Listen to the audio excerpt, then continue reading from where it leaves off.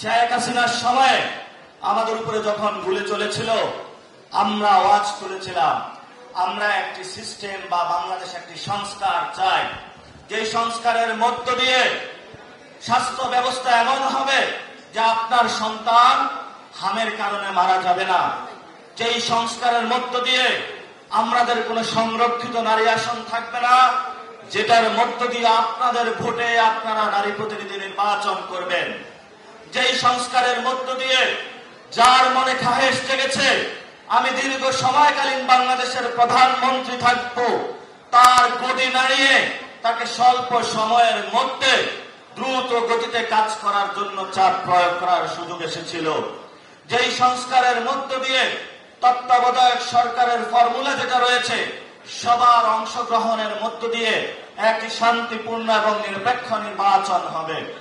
কিন্তু ইলেকশনের সময় সবগুলো দল একসাথে কাজ করেছিল, করার পরে যখন হিন্দুদের ভোট নিল, আওয়ামী লীগের ভোট নিল, সব মানুষের সাথে একসাথে নিয়ে এখন মিস্টার জিয়া ভেঙে বসলো, তোমাদের যা দেওয়ার খেলা দেখিয়ে দিয়েছি, এখন আমার খেলা, কি করতে পারবে তোমরা করা, আমি বাংলাদেশে সংস্কার বাস্তবায়ন করতে পারবো না। এই চ্যালেঞ্জ আমাদের তরুণ প্রজন্মের সামনে সে ছেড়ে দিয়েছে।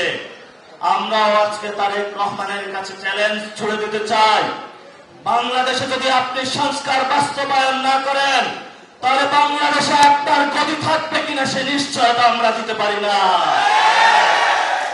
কারণ জনগণের ম্যান্ডেট দিয়েছে, জনগণ ভোট দিয়েছে, এই জনগণের ভোটের বাক্সে কেউ যদি লাঠি মারতে চায় আমরা তার গতিতে লাঠি মারতে কোনো কুণ্ঠবোধ বা দ্বিধা সংকোচ করব না।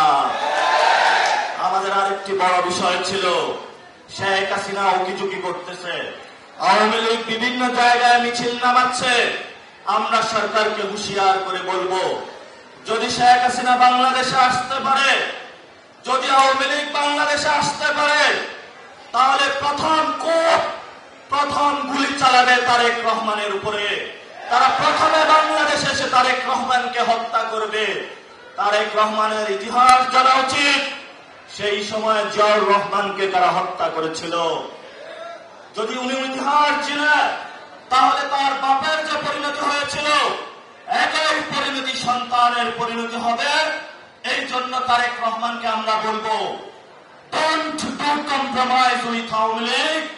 যদি আওয়ামী লীগের সাথে আপনি কম্প্রোমাইজ করেন, আমরা কিন্তু একটি ফ্রন্টে যুদ্ধ করতেছি, তাহলে আমাদের ফ্রন্টিয়ার লাইন দুইটি হবে, আমরা কিন্তু একই পাল্লায় বিএনপি এবং আওয়ামী লীগকে রাখতে দ্বিধাবোধ করব না।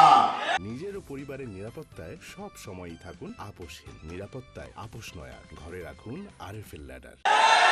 আমাদের সামনে আজকে একটি ঐতিহাসিক দিন, যেই দিনে আপনারা যারা এখানে কৃষক আছেন আপনাদের কোনো জমি জমা ছিল না, এক মহান ঐতিহাসিক নেতা বাংলাতে আবির্ভূত হয়েছিলেন, উনি আপনাদের জমি জমার ব্যবস্থা করে দিয়েছিলেন চিরস্থায়ী বন্দোবস্ত নিপীড়নের মাধ্যমে বা বিলোপের মাধ্যমে, যেটার মাধ্যমে আপনাদেরকে যখন সন্ধ্যাবেলা হতো জমিদাররা নিয়ে পিঠে চাবুক বসাতো যে সারাদিনে তুমি কতটুকু ইনকাম করে নিয়ে এসেছিলা।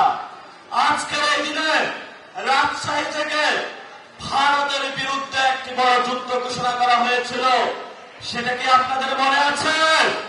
আজকে ঐতিহাসিক ফারাক্কা দিবস। এই দিবসে মাওলানা ভাসানী 90 অধিক বয়স নিয়ে উনি সেই ভারতের বিরুদ্ধে বলেছিলেন জলের অধিকার আমি ছাড়ব না, পানির ন্যায্য অধিকার আমি ছাড়ব না। কিন্তু সেই ভাসানীর যে মার্কা ছিল তা বিএনপি চুরি করে আজকে তারা ভারতের বিরুদ্ধে নবজানুপর রাষ্ট্রনীতি অবলম্বন করেছে। যদি তোমরা ভাসানীর মার্কা নিতে পারো তার নীতিও নিতে হবে, না হলে ভাসানীর মার্কা ফেরত দাও। এই জন্য আমরা বিএনপিকে বলবো পররাষ্ট্রনীতির ক্ষেত্রে ভারতীয় যে বাংলাদেশে বাহিনী রয়েছে সিভিল ফরম্যাটে আওয়ামী লীগ, এই ভারত কেন্দ্রিক বাহিনীর সাথে কোনো কম্প্রোমাইজ করা চলবে না, ভারতের সাথে কোনো নবজান পররাষ্ট্রনীতি চলবে না। যদি আপনি বলেন সবার আগে বাংলাদেশ, তাহলে বাংলাদেশ হওয়া সত্ত্বে সীমান্তে কিভাবে খুন হয় সেই প্রশ্নটা আমরা আপনাদের কাছে রেখে গেলাম। কৃষি জমিতে চাষ করবেন, নদীর পানি কি আছে? তো বড় বড় কথা বলে যারা জাতীয়তাবাদী, খাল খনন করে, খালে পানি কি সাগর থেকে আসে নাকি নদী থেকে আসে? এরা আমাদেরকে উল্টা সায়েন্স বুঝায়। তো যদি খাল খনন করতে হয় তাহলে তো আগে তো নদীতে পানি নিয়ে আসতে হবে। এখন যদি ভারতের সামনে গিয়ে নম শুরু করা, তাহলে কি খাল খনন করে শুরু আমাদের কোনো ব্যবস্থা হবে? এজন্য সরকারকে বলবো, রাজশাহীবাসীর নদীতে আমরা পানি চাই। আমাদের জীবন বাঁচাতে হলে নদীতে পানি লাগবে। নদীর পানির সাথে আমরা কোনো আপোষ করব না। যদি সরকার রাজশাহীবাসীর নদীতে পানি না নিতে পারে, আপনারা দরকার হয় নদীর পানির জন্য, জীবন বাঁচানোর জন্য ঢাকায় ভারতের দিকে লং মার্চ দিবেন।